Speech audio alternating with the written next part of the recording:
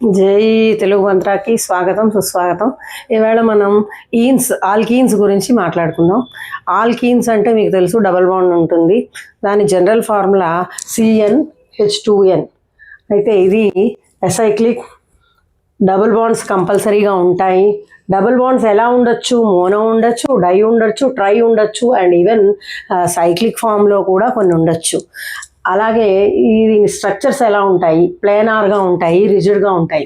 అలాగే no free rotation. ఇవి alkenes speciality. అలాగే ఆల్కీన్స్లో డబుల్ బాండ్ ఉంది. వెన్ కంపేర్ టు ఆల్కీన్స్ అనేది కొద్దిగా అన్స్టేబుల్.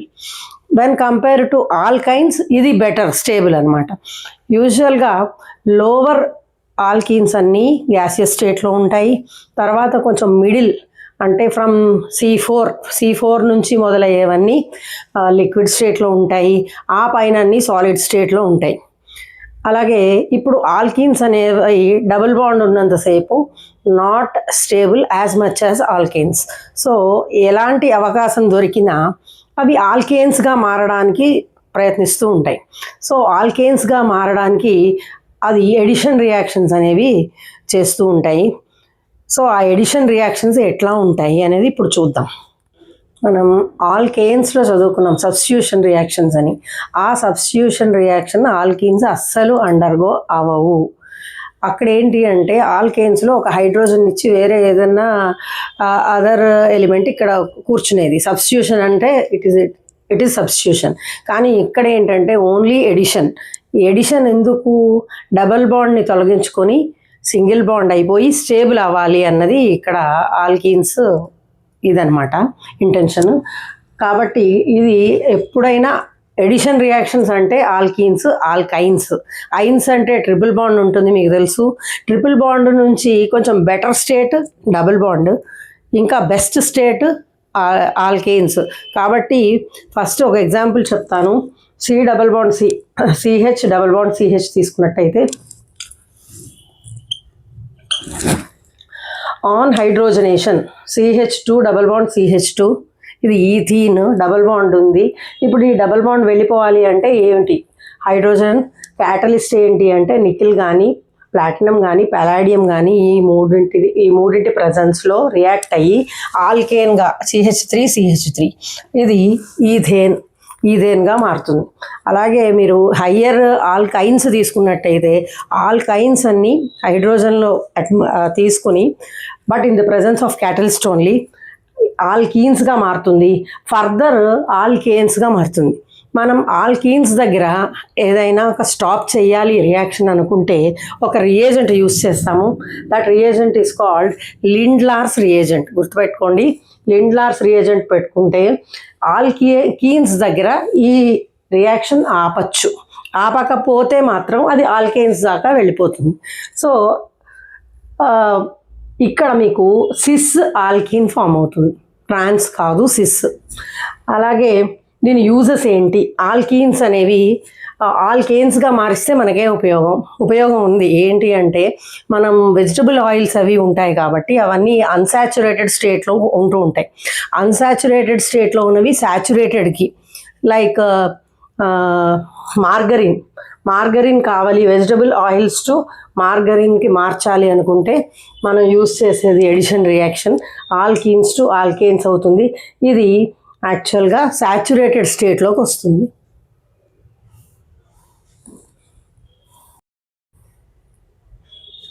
ఆల్కీన్స్ స్టెబిలిటీ అటైన్ చేయడానికి చేసే రియాక్షన్స్లో ఇంకొక ఇంపార్టెంట్ది హ్యాలోజనేషన్స్ అంటే హ్యాలోజన్స్ అన్నీ మీకు తెలుసు. ఇందులో ఫ్లోరిన్ తప్ప మిగతా అన్నిటితో రియాక్షన్స్ ఇలానే ఉంటాయి. ఫ్లోరిన్ మాత్రం హైలీ రియాక్టివ్ కాబట్టి దాన్ని రూమ్ టెంపరేచర్లో చేయరు, ఎక్స్ప్లోడింగ్గా ఉంటుంది. కాబట్టి ప్రోడక్ట్ మనకి వచ్చేలోపే ఒక ఎక్స్ప్లోజన్కి ఛాన్సెస్ ఉంటాయి. కాబట్టి ల్యాబ్స్లో యూజువల్గా ఫ్లోరిన్తో చేయరు. రిమైనింగ్ బ్రోమిన్ కానీ అయోడిన్ కానీ రిమైనింగ్ అన్నీ ఏది తీసుకున్నా, క్లోరిన్ బ్రోమిన్ అయోడిన్ తీసుకున్నా సేమ్ ఇవే ఉంటాయి. So alkene plus bromine in the form of gas gives alkyl bromide. Example, ఇప్పుడు నేను ఇక్కడ ఈథీన్ తీసుకున్నాను, ఈథీన్ ప్లస్ బ్రోమిన్. ఇక్కడ క్యాటలిస్ట్ అవసరమే లేదు. బ్రోమిన్ బ్రేక్ అయిపోయి ఒక్కొక్క అయాన్ ఒక్కొక్క దానికి అటాచ్ అవుతుంది, CH2Br అండ్ CH2Br. సో ఇది ఇథైల్ బ్రోమైడ్, మీకు చూస్తేనే అర్థమవుతుంది సింగిల్ బాండ్లోకి వచ్చేసింది. Next comes హైడ్రోహాలోజనేషన్. హైడ్రోహాలోజనేషన్ అంటే HBr.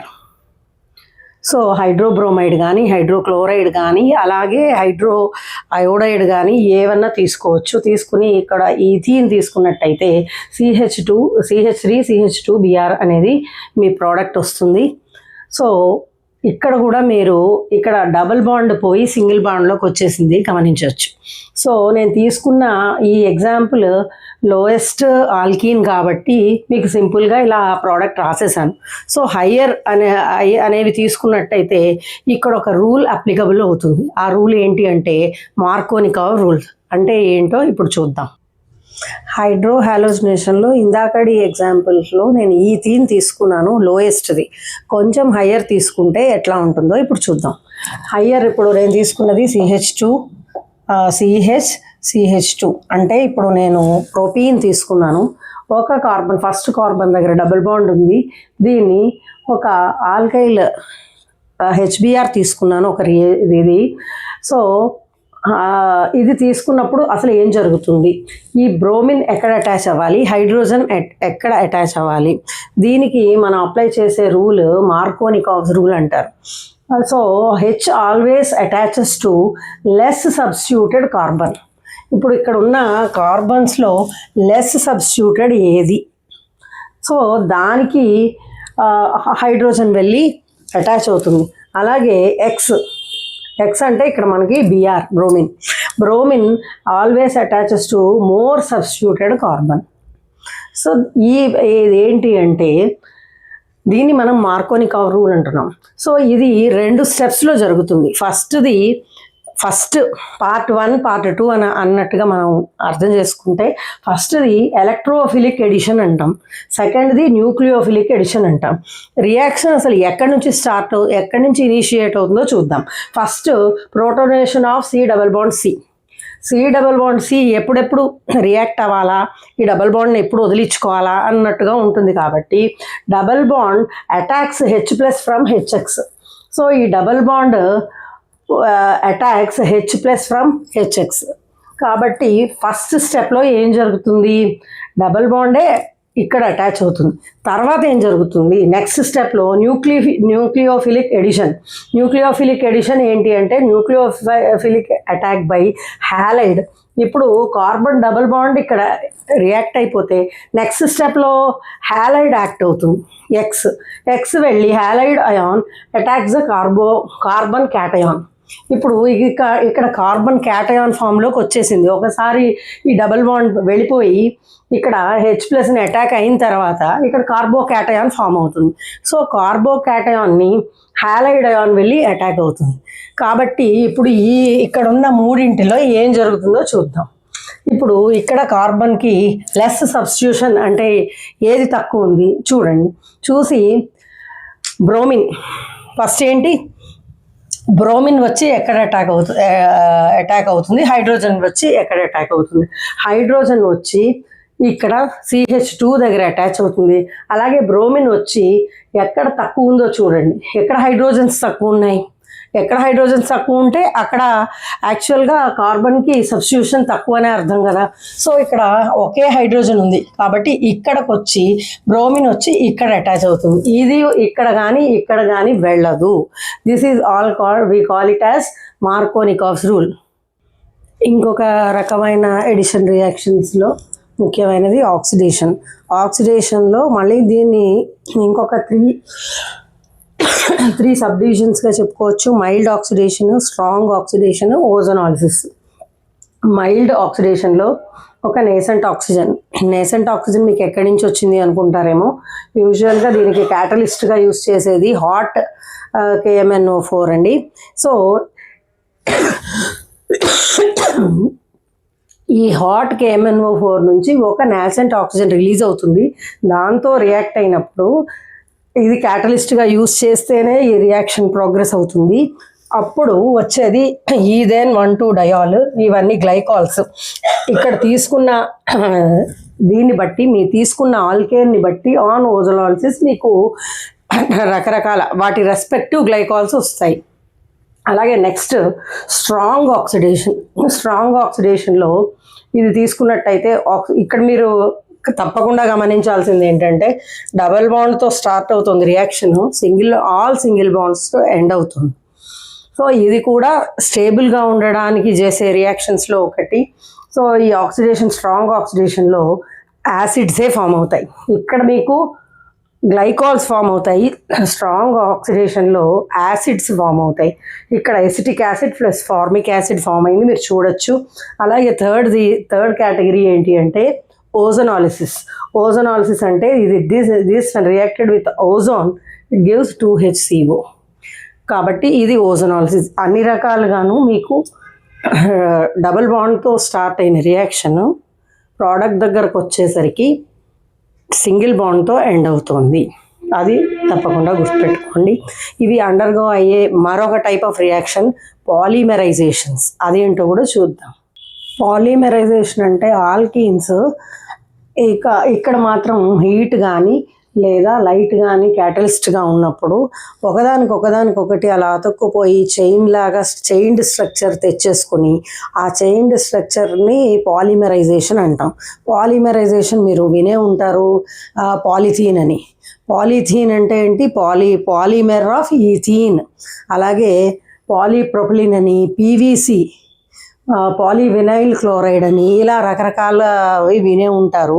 అవన్నీ ప్లాస్టిక్ ఇండస్ట్రీలో మీరు బాటిల్ కానీ ఏదైనా వెనక్కి తిప్పి చూడండి, పీవీసీ ఒక స్ట్రక్చర్ లాంటిది ఉండి దానిలో 1 2 3 4 అని నంబర్లు ఉంటాయి. ఆ నంబర్లు బట్టి ఏ కాంపౌండ్తో అది తయారైంది అనేది మీకు తెలుస్తూ ఉంటుంది. అసలు పాలిమరైజేషన్ ఎందుకు జరుగుతుంది, ఎలా జరుగుతుంది చూద్దాం. ఫస్ట్ది నేను ఎగ్జాంపుల్ తీసుకున్నది ఈథీన్ ఏంటి అంటే ఇక్కడ డబుల్ బాండ్ ఉంది. ఇక్కడికి వచ్చేసరికి ఒకదానికి అలా అటాచ్మెంట్స్ ఇచ్చేస్తూ n టైమ్స్, అంటే మీ ఎండ్లెస్. అది ఎక్కడ మన రియాక్షన్ ఆపాలి అనుకుంటే అక్కడ క్యాటలిస్ట్ని ఆపేస్తే అప్పుడు రియాక్షన్ ఆగుతుంది. అది ఒక polymer. So this is called polythene సంచులు, బ్యాగ్స్ అవి యూస్ చేస్తారు తెలుసు కదా. అలాగే టాయ్స్ కానీ బాటిల్స్ కానీ ఇలాంటివన్నీ తయారు చేస్తారు. That we call it as polythene అనే అంటాము వాడుక భాషలో కూడా. అలాగే నెక్స్ట్ది పాలీప్రొపిలిన్. ఇక్కడ ప్రొపిలిన్ రాశాను. దాన్ని in the presence of heat and light ఇలా n అని పెడితే నెంబర్ ఆఫ్ మాలిక్యూల్స్ ఒక చైన్గా ఏర్పడిపోయి అవి పాలీప్రొపిలిన్ అంటాం. అది రోప్స్ కానీ, కార్పెట్స్ కానీ, కంటైనర్స్ ఇలాంటివన్నీ తయారు చేయడానికి యూజ్ అవుతాయి. అలాగే పీవీసీ అంటే డోర్స్, బాత్రూమ్ డోర్స్, విండోస్ ఇవన్నీ తయారు చేయడానికి పీవీసీ అని విన్నారు కదా. That is nothing but polyvinyl chloride. So ఇక్కడ నేను తీసుకున్నది ఏంటి? ఇథైల్ క్లోరైడ్ తీసుకున్నాము. ఇథైల్ క్లోరైడ్లో దీన్ని n టైమ్స్ ఒకదానికి అవన్నీ అటాచ్ అయిపోయి ఒక లార్జ్ మాలిక్యూల్ ఫామ్ అవుతుంది. దాన్ని మనం పీవీసీ అంటాము. It is used for preparation of pipes, doors, window frames etcetera. ఇవన్నీ ఆల్కీన్స్లో యూజెస్.